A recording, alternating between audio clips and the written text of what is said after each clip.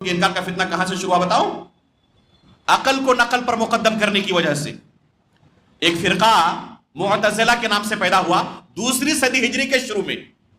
دوسری صدی ہجری کے شروع میں ایک فرقہ پیدا ہوا معتزلہ کے نام سے. یہ کیا کرتے تھے؟ یہ عقلی باتیں بہت زیادہ کرتے تھے اور شریعت کو عقل کی میزان پر تولتے تھے. جو چیزیں عقل کے موافق لگے قبول کریں گے، عقل کے برخلاف وہ قبول نہیں کر سکتے. اور اس بنا پر انہوں نے حدیث رسول کو رد کرنا شروع کیا. یہ حدیث ہمارے عقل کے مطابق نہیں ہے، یہ حدیث عقل کے مطابق نہیں ہے، اس لیے اسے نہیں مان سکتے. عقل اللہ رب العالمین نے ہمیں عطا کی ہے، بہت بڑی نعمت ہے اللہ رب العالمین کی. اللہ رب العالمین نے قرآن کریم کے اندر بے شمار آیتوں میں اس عقل کے استعمال کی دعوت دی ہے. اور شریعت کا مکلف اللہ نے کسے کیا ہے؟ جنہیں عقل کی نعمت سے نوازا ہے. اگر کسی کے پاس عقل نہ ہو، پاگل ہو، تو مکلف ہے شریعت کا. اگر کوئی شخص پاگل ہو اور اللہ پر ایمان نہ لائے، وہ جانتا ہی نہیں ہے، تو اللہ رب العالمین اس کی گرفت کریں گے؟ اس کی گرفت نہیں کریں گے. کس کی گرفت کریں گے؟ جن کو اللہ تعالیٰ نے عقل کی نعمت سے نوازا ہے. تو عقل بہت بڑی نعمت ہے اور عقل سے صحیح اور غلط کی تمیز کی جا سکتی ہے. اللہ رب العالمین نے اس عقل کی نعمت سے جن کو نوازا ہے ان کی زندگی آپ دیکھ لیں، وہ صحیح اور غلط کی تمیز کرتے ہوئے اپنی زندگی گزارتے ہیں. چاہے وہ اللہ رب العالمین پر ایمان لائے یا ملحد ہو، ایتھسٹ ہو، کوئی ناستک ہو، وہ بھی آپ دیکھیں گے کہ اپنی زندگی اس عقل کے مطابق ہی گزارتا ہے. کسی ناستک کو آپ نے دیکھا کبھی کہ وہ اپنے بستر پر پیشاب و پاخانہ کر رہا؟ نہیں کرے گا. کیوں؟ اس کی عقل کہتی ہے کہ اس کا نتیجہ بڑا برا ہوگا، اس لیے اس عقل کی اتباع کرتا ہے. تو اللہ رب العالمین نے انسان کو عقل کی نعمت سے نوازا ہے. اسی عقل کے ذریعے وہ اللہ رب العالمین کے وجود کا بھی ادراک کر سکتا ہے. لیکن اس عقل سے اللہ رب العالمین کے بارے میں ہر چیز کا ادراک نہیں کر سکتا. بے شمار چیزیں ایسی ہیں جن کا ادراک عقل کر نہیں سکتی ہے. عقل یقیناً بہت ساری چیزوں کا ادراک کر سکتی ہے لیکن ہر چیز کا نہیں کر سکتی. اور بحیثیت مسلمان ایک شخص کو جن چیزوں پر ایمان لانا ہے ان میں سے بے شمار چیزیں ایسی ہیں جن کا تعلق کس سے ہے؟ غیب سے ہے. اور ایک مومن کی صفت کیا ہے؟ آپ پڑھیں سورہ بقرہ شروع میں، الف لام میم ذالک الکتاب لا ریب فیہ ھدی للمتقین. اس کے بعد آگے کیا ہے؟ الذین یؤمنون بالغیب. غیب پر ایمان لانا ہے. غیب کہتے کس کو ہے؟ جہاں تک آپ کی عقل نہ پہنچے اس کو غیب کہتے ہیں. آپ نے کسی چیز کو دیکھ لیا تو آپ کے لیے غیب ہے؟ وہ آپ کے لیے غیب نہیں ہے. قبر کے اندر سوال کیا جائے گا. ابھی ہم نے کہا کسی مشین سے اور کسی عقل سے اس کا ادراک کیا جا سکتا ہے؟ ممکن ہے؟ نہیں کر سکتا. قیامت کی ہولناکیاں جو ہوں گی، پل صراط قائم کیا جائے گا، بندوں کے اعمال وزن کیے جائیں گے، حوض کوثر اور میزان قائم کیا جائے گا. عقل سے ادراک کر سکتا ہے کوئی ان چیزوں کا؟ بعض لوگ کیا کہتے ہیں کہ عقلی دلائل سے ہم ہر چیز کو ثابت کر دیں گے. میرے بھائیو، عقل سے ہر چیز آپ ثابت نہیں کر سکتے. البتہ عقل سے بہت ساری چیزوں کو ثابت کر سکتے ہیں. عقل سے بہت ساری چیزوں کو ثابت کر سکتے ہیں، ہر چیز کو ثابت نہیں کر سکتے. اس لیے اہل سنت و جماعت کے نزدیک عقل شرعی مصادر میں سے ایک مصدر ہے، لیکن یہ کتاب و سنت کے تابع ہے. کتاب و سنت کے تابع ہے. اگر کہیں پر بھی آپ کی عقل جواب دے جائے تو وہاں پر آپ اس وجہ سے کتاب و سنت کو رد نہیں کر سکتے. اللہ کے رسول ایک ہی رات کو مکہ مکرمہ سے بیت المقدس گئے اور پھر واپس بھی آ گئے. عقل مان سکتی ہے؟ 7ویں آسمان تک بھی گئے اور واپس آ گئے. کس عقل سے آپ اس کو ثابت کریں گے؟ اسی وجہ سے لوگوں نے انکار بھی کیا. مسلمانوں میں سے بے شمار لوگوں نے جو عقل پرست ہوتے ہیں، بے شمار لوگوں نے معراج کے قصے کا انکار کیا ہوا ہے. جانتے ہیں آپ؟ بے شمار لوگوں نے فرشتوں کا انکار کیا ہوا ہے، جنوں کا انکار کیا ہوا ہے، قبر کے اندر فرشتوں کے سوال و جواب کا انکار کیا ہوا ہے. یہ کون لوگ ہیں؟ جو عقل سے ہر چیز کو تولتے ہیں اور عقل کو وحی پر مقدم رکھتے ہیں. لاجک سے ثابت ہو تو مانیں گے ہم. کچھ لوگ کہتے ہیں نا، تو ایسے لوگوں کا نتیجہ آخر میں کیا ہوتا ہے؟ بے شمار شریعت کے مسلمہ عقائد کا وہ انکار کر بیٹھتے ہیں. اور ایسے لوگوں کی تاریخ آپ پڑھ لیں، بڑی دلخراش تاریخ ہے. جب یہ معتزلہ کا فرقہ شروع ہوا، عقلی باتیں کرنے والے، آپ نے ایک علم سنا ہوگا، علم کلام. علم کلام کی مذمت پر سلف صالحین کے اقوال پڑھ لیں، بلکہ امام ابن ابی العز الحنفی رحمہ اللہ شرح العقیدہ الطحاویہ کے اندر، میں نے الحنفی اس لیے کہا کیونکہ یہ علماء احناف میں سے تھے اور سلفی عقیدے پر قائم تھے. انہوں نے العقیدۃ الطحاویہ کی شرح کی ہے جو اکثر و بیشتر تمام مدارس کے اندر داخل نصاب ہے. ہمارے مدرسے کے اندر جامعہ اسلامیہ نور باغ میں بھی فضیلت کے طلبہ پڑھتے ہیں. ڈاکٹر عبد الرحمن بن اقبال مدنی بسکوری حفظہ اللہ ایک کتاب پڑھاتے ہیں جو عقیدے سے پی ایچ ڈی کی ہوئی ہیں. میرے بھائیوں، کہنے کا مطلب یہ ہے کہ عقیدے کی بنیادی کتابوں میں کتاب شمار کی جاتی ہے. اسی کتاب میں آپ دیکھ لیں کہ علم کلام کی مذمت پر سلف صالحین نے کیا کچھ کہا ہوا. انتہائی سخت موقف ملے گا آپ کو سلف صالحین کا علم کلام کی مذمت میں، اور کچھ لوگ اسے ہی پوری کائنات سمجھتے ہیں. جملے معترضہ کے طور پر ایک چیز آپ کو بیان کروں.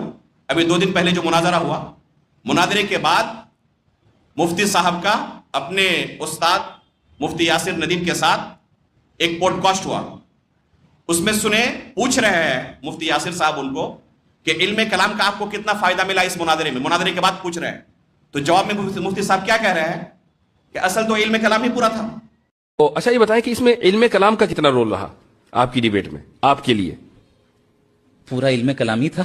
اور کیا خود کہہ رہے ہیں کہ پورا تو علم کلام ہی تھا مناظرے میں، اسی کے سہارے سے تو پورا یہ مناظرہ ہم نے کیا ہے. آپ سلف کی تفسیر اٹھا کر دیکھ لیں. میں نے کہا ایک ایسے مصدر کا نام جو علماء احناف کے نزدیک بھی انتہائی معتبر اور موقر کتاب ہے کہ اس میں علم کلام کے بارے میں سلف صالحین کا کیا موقف ہے. اس زمانے میں یہ عقلی باتیں کرنے والے اور لاجک سے دوسروں کو زیر کرنا ایک رواج اور فیشن بنا ہوا تھا، اور لگے رہتے تھے لوگوں کے ساتھ مناظرہ کرنے کے لیے. یہ کن کا یہ تھا، طریقہ تھا، عقلی باتیں پیش کرنا اور اس طرح لاجک سے دوسروں کو قائل کرنا اور مناظرے میں مشغول رہنا. یہ متکلمین کا طریقہ تھا، علم کلام کے سہارے، لاجک کے سہارے، عقل کے سہارے دوسروں کو زیر کرنا. اور ایک چیز آپ نے محسوس کی ہوگی، عموماً جو لوگ اس طرح عقلی باتیں کرتے ہیں نا، عقلی دلیلیں پیش کرتے ہیں، لوگ فوراً لپکتے ہیں ایسے لوگوں کی طرف. کوئی بھی شخص کسی دوسرے کو حاضر جوابی سے، عقلی جواب سے، لاجک سے زیر کر دے، بڑی ان کو واہ واہی ملتی ہے، تالیاں بہت پڑتی ہیں ایسے لوگوں کے عقلی جوابوں پر. لیکن عقل اللہ رب العالمین کی مخلوقات میں سے ایک مخلوق ہے. جیسے آنکھ اللہ نے آپ کو دی ہے کس کام کے لیے؟ دیکھنے کے لیے. کتنی دور تک دیکھ سکتے ہیں آپ؟ ایک محدود دائرے تک نہ دیکھ سکتے ہیں. یہاں سے دلی دیکھ سکتے ہیں آپ؟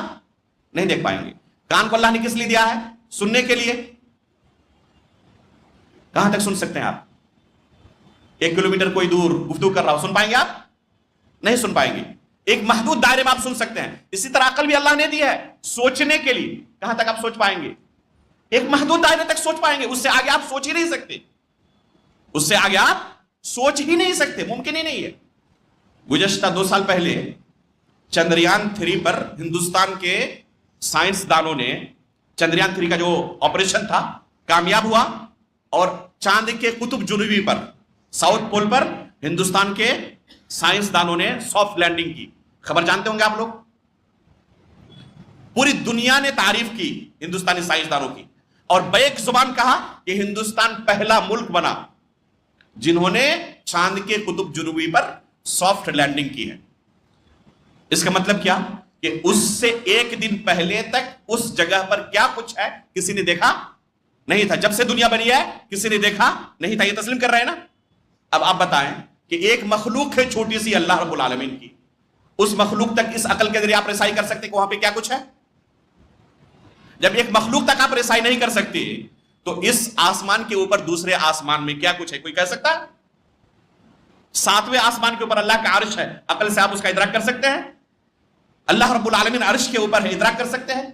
عقل سے ان چیزوں کا ادراک نہیں کر سکتے. اس لیے آپ دیکھیں گے جو یہ عقل کا استعمال کرنے والے ہیں نا، اور عقل سے ہی دوسروں کو کیا کرتے ہیں؟ ڈیبیٹ کرتے ہیں، مناظرہ کرتے ہیں، زیر کرنے کی کوشش کرتے ہیں. جہاں پر ان کی عقل جواب دے جائے ان چیزوں کا انکار کر دیتے ہیں. جن چیزوں کو عقل سے ثابت نہیں کر پائیں گے کیا کرتے ہیں؟ وہاں پر سرے سے انکار کر دو، چھٹی. یہ شروع زمانے سے رہا ہے.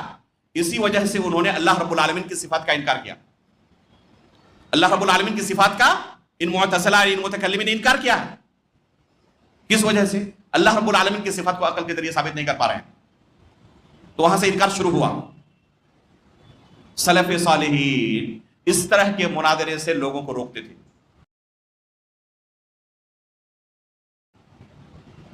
कि ये अकल के इस्तेमाल पर ये मुनादरे कायम होते हैं और इससे बेशुमार जगहों पर वही की धज्जियां उड़ती हैं, क्योंकि अकल के दायरे में वो चीजें नहीं आती। और अल्लाह रब्बुल आलमीन के बारे में, उसकी शरीयत के बारे में बेशुमार ऐसी चीजें कहते हैं जो वही के मुताबिक नहीं होती है। इसलिए सलफ सालिहीन रोकते थे इस तरह के मुनादरे से। अब पढ़ने सलफ सालिहीन का पूरा मौक़िफ़, इमाम अहमद इब्न हंबल रहमहुल्लाह की उसूल सुन्नह उठाएं, इमाम इब्न बत्ताह अल-उक़बरी रहमहुल्लाह की अल-इबानतुल कुबरा उठाएं, इमाम आजुर्री की अश-शरिया उठाएं, इमाम लालकाई रहमहुल्लाह की शरह उसूल इतिक़ाद अहले सुन्नत वल जमाअह उठाएं, इमाम इब्न रजब अल-हंबली रहमहुल्लाह की फ़ज़्ल इल्म सलफ़ अला इल्म खलफ़ उठाएं। तमाम किताबों में मुत्तफ़िक़ा आपको यही मनहज मिलेगा सलफ़ सालिहीन का, कि वो मुनादरे से रोकते थे लोगों को, मुनादरे की तरगीब नहीं देते थे। अलबत्ता उन्होंने भी मुनादरा किया है कि महदूद दायरे में, आप दूसरे लफ्जों में कह सकते हैं मजबूरी में, इंतहाई महदूद दायरे में वो मुनादरे की इजाजत देते थे या जरूरत पड़ने पर मुनाजरा करते थे। खुद इमाम अहमद इब्न हंबल रहमहुल्लाह ने मुनाजरा किया है अहमद इब्न अबी दुआद से खल्क़ कुरान के फितने को लेकर, लेकिन इसके बावजूद खुद मना कर रहे हैं, बार बार मना कर रहे हैं कि मुनादरे से दूर भागो, मुनादरा मत करो। क्यों? क्या होता है मुनादरे से? मुनादरे में एक मुनादिर की पूरी कोशिश किस बात पर रहती है? सामने वाले को हराना, चाहे किसी भी लॉजिक से हो, किसी भी दलील से हो, गरचे खुद उसे मालूम हो कि ये दलील कमजोर है बल्कि बातिल है, फिर भी उसे पेश करता है, क्योंकि सामने वाले को हराना है किसी भी तरीके से। अगर सामने वाले के सामने हमने कबूल कर लिया कि आपकी दलील का हमारे पास जवाब नहीं या आपकी दलील दुरुस्त है, वहां से तो मामला बिगड़ जाएगा ना। हार नहीं सकते हम, किसी तरह जीतना है। सामने वाले के सवाल का क्या जवाब दिया जाए कुछ नहीं पता, तैयार करते हैं दलील वही ऑन द स्पॉट और उसे पेश करते हैं सामने वाले को सिर्फ ज़ेर करने के लिए। पहली बात बताएं कि क्या अल्लाह रब्बुल आलमीन और उसकी शरीयत के बारे में किसी को इल्म ना हो तो बिला इल्म सवाल करना जायज है? जायज नहीं है। और एक मुनादिर को उसकी जरूरत पड़ती है, तो मुनादिरे से रोकने के एक दो नहीं बेशुमार असबाब है। मुनादिर जबरदस्ती अल्लाह और उसकी शरीयत की तरफ ऐसी चीजों की निस्बत करता है जिसकी सेहत के बारे में वो खुद नहीं जानता, लेकिन वहां पर किसी तरह जीतना है, सामने वाले को ज़ेर करना है, पेश करता है दलील के तौर पर। नीज अकली दलीलों की तरफ जो भागेगा, हमेशा आप पाएंगे कि अकली दलील उस वक्त तक बहुत मजबूत नजर आती है जब दलील देने वाले से सामने वाले की अकल कमजोर हो। जिस दलील को आप बहुत मजबूत समझ रहे हैं, इससे बड़ी कोई अकल आएगी और इसको तोड़ देगी तो आपको ये दलील बेहुदा नजर आएगी, बोधी नजर आएगी, ये कोई दलील ही नहीं। इसलिए अकली दलीलों से जो मुताफिर होते हैं और किसी की बात कबूल करते हैं, फिर कुछ दिनों के बाद कोई बड़ी अकल उससे आती है और फिर वो इसको मुतासिर कर लेता है, फिर उसकी तरफ चला जाता है। फिर उससे बड़ी कोई अकल आई, उससे मुतासिर हुआ, फिर उसकी तरफ चला।